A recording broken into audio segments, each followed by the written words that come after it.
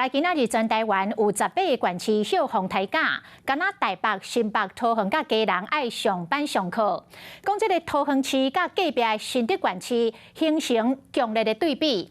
桃园市的学生是举雨伞透风雨到学校来上课，若新竹县市的民众是坐百货公司看电影。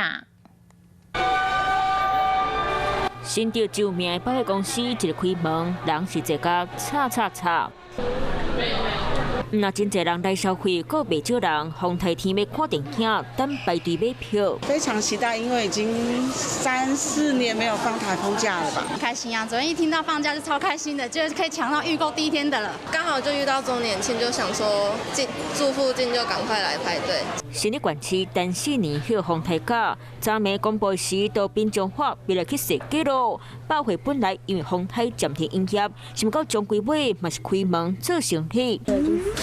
那路口真热闹，个囡仔无休过风台假，伫咧厝内欢喜做美术。我很开心今天不用上学，因为呢，如果明天礼拜5也不用上学的话，就可以连放6天了。学生叫雨伞排队，风雨一日线。桃园市正常上班上课，和隔壁新竹县市对比是差真多。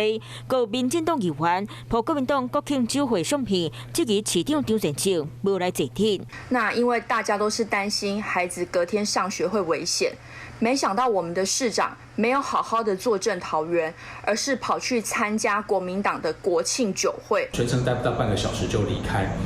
张市长其实也都随时跟我们桃园灾防中心保持联系，随时掌握我们台风的相关的动态。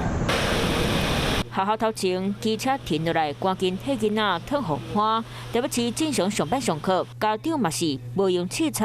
差不多啊，能放当然很好啊，还可以啦，就静静的其实还好啦，只是不要突然说要放假就比较麻烦。上捷运的时候雨就突然下大了这样子，对，然后看，然后又有点慢慢变小，反正雨是忽大忽小这样子。台北车头通勤族的脚步是行较真紧，风台来有的人休假是欢喜心，有的人爱上班上课是该上心。Hello， 我是冯薇芝，想要抢先掌握最及时的新闻资讯吗？赶快订阅、按赞、开启小铃铛，锁定华视新闻 YouTube 频道。